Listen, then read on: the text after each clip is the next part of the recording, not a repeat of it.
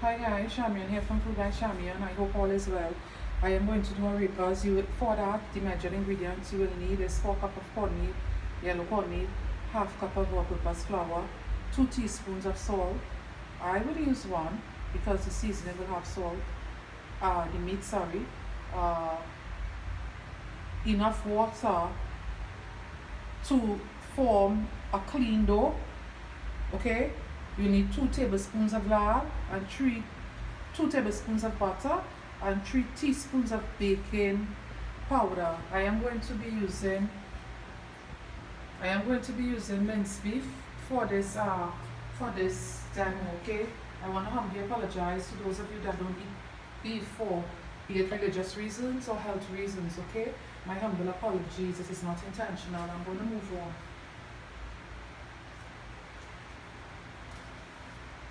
So if you want to double up, you know what you have to do. I don't ever wash my ground beef or minced beef as it is known here in Trinidad and Tobago. I'm going to start by cooking my beef first. It makes sense because it don't require any resting time. So I'm just going to use a bit of extra virgin olive oil. I already have my try your best always to ask for, my pot is already warming, for lean beef. Okay, lean ground beef or minced beef. It have the places locally that sells it or have it on sale. If you don't eat beef and you want to try it, comment below and I'll tell you where you can get minced lamb or ground lamb at the moment to buy, if you don't know where to access it. For my seasoning blend, it's fresh seasoning. I have some celery in here, onions and pimentos, things like that. Pimento, if you're an international viewer, you might be wondering what it is. It is a highly fragrant and flavorful pepper that's native to this side of the world, Trinidad and Tobago. Okay, not every Caribbean nation will have it. I don't pre-season my meat beforehand and all of that. You get the same results really. And like I said, I don't wash my ground beef. All the bacteria cooks off chewing. Is you know, it's done with during cooking, I should say. So you don't have to worry about if you don't wash it and things like that. You do more harm when you wash the beef or any meat for that matter, believe it or not. Once it's not a mess with its own, blood and so forth, there is absolutely no need for that. A lot of those things, they are Trini stuff. Take it from me, you won't see that happening in a lot of international settings and so forth. I'm going to just put a bit of my coarse sea salt.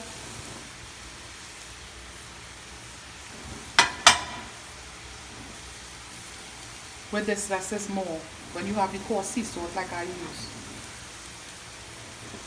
I'm just going to put a bit of crushed chili flakes in there. You don't want to add things like tomato ketchup and so forth in this. Okay, I'm not going to be adding all of that. At times when I'm cooking beef, this is some crushed chili flakes. Okay, use it only for those that go in the partake could tolerate it nicely. Okay, a lot of times when I'm cooking ground or minced beef, I use Worcestershire or Worcestershire sauce. I won't be using any today.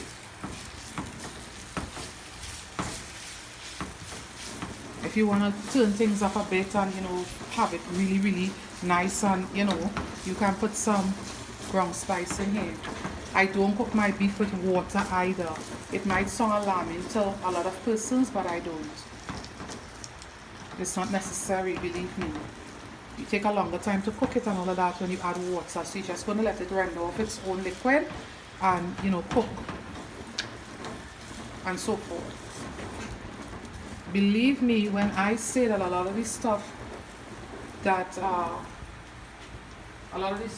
we do over here cooking wise, internationally they might think we are having a moment of insanity if we try it. So I'm just adding a bit of spice. I'm not talking allspice or cinnamon, I'm talking spice. Okay, so you just want to stir it to make sure that it's not being fused together or into one big thing like a party. Yeah, so that's that. If you want to season it beforehand, feel free. I always say when I'm working with ground beef of any kind, ground meat, sorry, because you know it have different types of meat you get ground or mince, to please have it the way you saw mine before it was cooked, really fresh and nice, that bright pink. You don't want to buy beef looking this color. Okay, it speaks of it having a lot of age wherever it was. So I'm moving on now to just get the dough ready.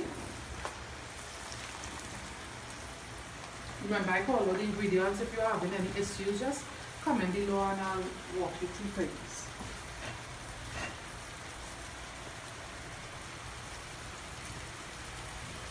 So I'm just going to get my measured corn flour in there.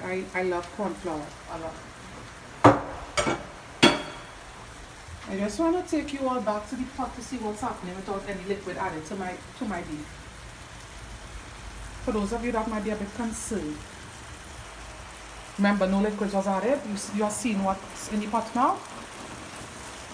Yeah, that's why I don't, you know, put additional liquid unless probably it's some. I would put beef stock in there, believe it or not, at times, very little, probably for half cup, if I have to add liquid whatsoever. So back to the bowl while I get things together. And yes, feel free to use your freshly cracked pepper if you have. I have it here. I'll put in some as we draw in closer to the end of the beef cooking. I don't want to, you know, confuse you all.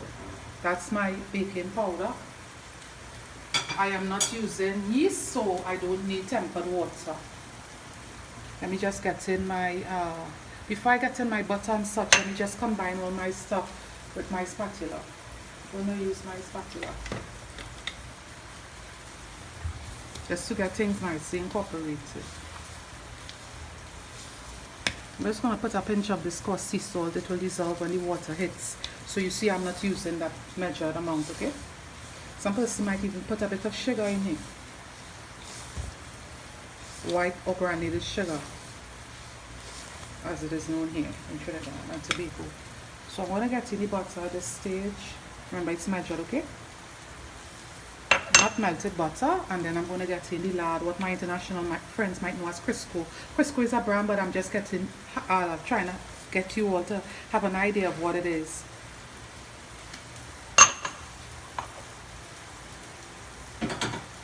I'm going to use my dough kneader to just combine things before I start adding the water.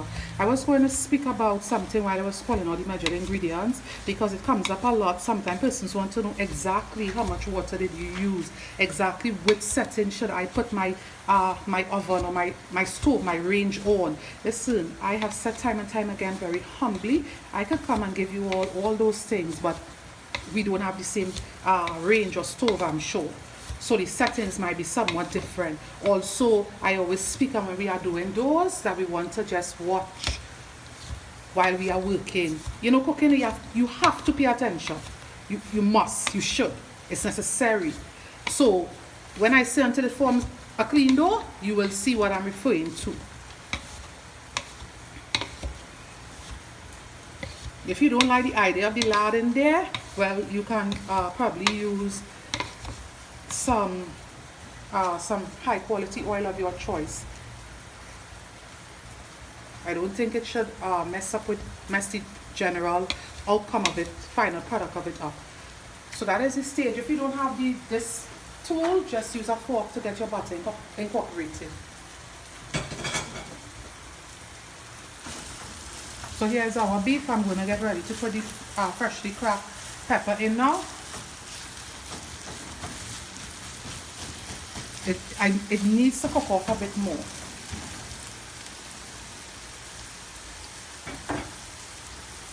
So just let me get in my freshly cracked pepper.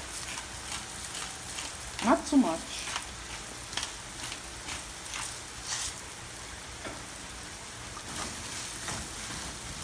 There's this one particular place that I have mini arepas from. It's always so good. But I find when arepas, it's my thing, when arepas, when they are sitting for too long or under those lights that, you know, keep things warm, we are back to the dough. It gets somewhat firm, somewhat hardened, yeah? Alright, so let me just get my liquids in. Remember, you want to watch, right? So I'm going to get in my liquids. It's not tap room temperature water, but it's not hot water either. Remember I said I don't need any, like, you know, it's not yeast, so I don't need water to be. I'm going to keep this close by my pitcher water. Yes, you see we need some more water, okay? And working with this is listen to me, it's not hard, but it's like technique, a lot of technique. Working with corn flour or cornmeal as it is known. It's not hard to work with it, but it's technique. You see how I'm adding the water, right? That's why I couldn't tell you all, okay, 5 cups or, you know. That will be until there's a smooth dough. And always add your liquids in parts.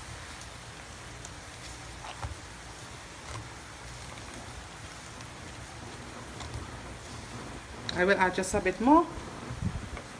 Just a touch, nothing much.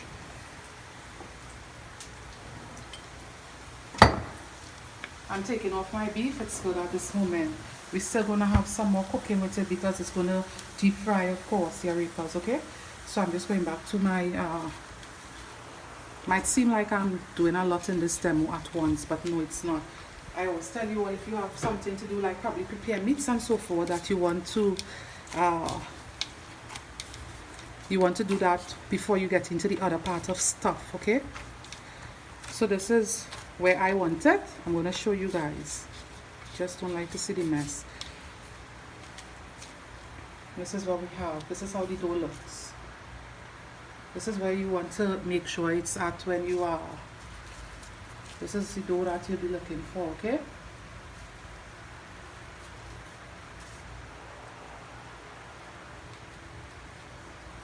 So I'm getting ready to change things up a bit. I'm going to put on my pastry,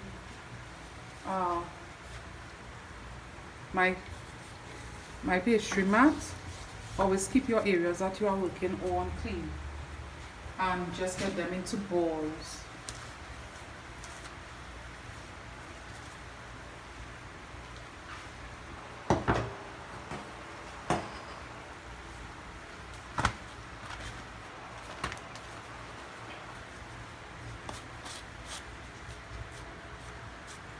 So I won't be dusting with flour, remember, is what I'm using. It's not a flour dough. All the flour was used, you know, so I'm going to make it about this size. I'm not going to do all of this for you all. I'm just going to do a bit of it and then move on. Fry them about 3, and that's it. Because once you all see just a couple done, you get the idea or the gist. It doesn't feel like a pastel ball, eh? It feels very much firm. If you might try it and you might be saying, I think my own is a bit too firm. Once you use the measured ingredients, it's good. It's not like pastel at all at all. It feels, as I said just now, a bit firmer than that. I'm just giving you all an idea of how it feels, okay? So guys, you want to use I know you all didn't see a lot of stuff. You're probably wondering how it just went from the bowl straight into this. Just use your palm and gently press, okay, until it expands. I want to give you a 2 quick tip with this arepa. Please use non-stick cooking spray of your choice to oil your surface, okay? Because it's going to give you a hard time coming out. If you are not moving rapidly, the dough might somewhat dry out. It's as simple as adding a touch of water until your dough is soft and nice again, okay? You don't want your dough, once it starts drying out, just add a touch more water. I am going to just show you guys, this is a pastry tool. I always use all my tools for multiple uses, which smart cook or chef won't do that. So I'm going to show you all how I will be using it. First, let me just put some of my cooked beef in here. You don't want to overstuff it, okay? I'm also going to use a knife. You can comment below. I'll just say it now. It's a Pro, my favorite knife. That's the name of it. You'll find it on different websites. Okay, it's going to make life easier to pick up this the arepa. See how easy it made it? Versus having to use your fingers might give you a bit of a fight. Any of your filling that came out is as simple as putting it back in. Whichever might be your favorite seasonings, you can blend up a fresh batch and get it in here. However, you don't want to use strong things because it may change it up and bring it to something that you don't want it to be. If you live in a nation that you can access Spanish herbs and so forth, by all means use it. So this is two-sided. This is, you know, for fancy frill. This is the plain side. I'm going to use the plain side just to clean up my edges. You don't want to use it as it is here, of course not. So you all saw that, right? If you have a pizza wheel and it's not huge, you should be able to maneuver with it. Any home store will have this on sale. The same tool that I'm using. So remember those 2 tips that I gave, right? I don't want to keep repeating myself. So I'm going to just get it down into my deep fryer. I spoke about deep fryers. They are very handy to have, but I'll tell you all something about them. Anything you fry in it, it automatically discolors a lot of stuff. So I won't even show my deep fryer. I already have some of my arepas to present to you all. Just kind of press your edges to seal, okay? You don't want it coming apart in the oil. Be careful with that also. The frill side of it closes it up. Of the tool that I was using, it closes it up, okay? Remember all those things that I said. Go back and watch if you want to see how I close it. Let me just do a palm because some of you all might say I didn't see you press it with your palm chamion. So just let me show you guys, okay? Never mind the beef that's there. It's just the filling. You can use a rolling pin if you want. I had my rolling pin and I say, you know what? What's the use? Let me use my palm. You just want to gently press it until it reaches the desired size. I've noticed time and time again different things with corn flour or cornmeal. It don't behave nicely without using a good bit of oil, a good amount of oil. It is what it is. Okay, so if you try using this with only non-stick pan, you will realize that you are having somewhat of a hard time, really hard time in getting it to stay properly in the circle and to lift it off. It's just a lot of wisdom with cooking as with anything else in life. So I'm just going to add and show you all again. You don't want to overstuff it. I'm just going to put a bit more. You can use, like I said, any ground meats or so that you want, okay? And this is why you want to have something to help you. A bench knife will be fine too. You all know I use a bench knife when I am doing pastry rolls. Remember all the tips about if it's somewhat drying out on you, what you need to do. Please remember all that I've said. You don't want to leave it in this state, okay? The other thing, the next thing with the other side of it, the frill, is that it seals also. So you all saw what I did, right? It's that easy. Again, focus on sealing it. Put in mild pressure so that it will seal. That's all you need to do, okay? So I already have a set that let me get this down in the fryer, and I already have a set that I want to present to you all.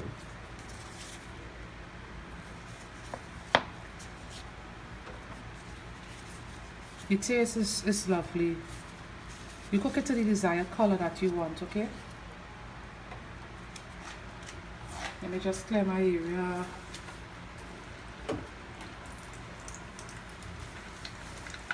Any questions or so you might have for me in regards to this demo, comment below. I answer in a very timely manner. In some seconds, I answer. Once I see the notification come in, I answer immediately, okay? You're just hearing the fryer going, that's what's making that sound.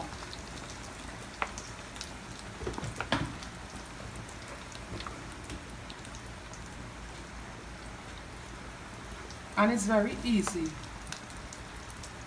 I'm just cleaning up before I go, before I present my stuff. It's very easy to do, I'll tell you all that. No hiccups or so.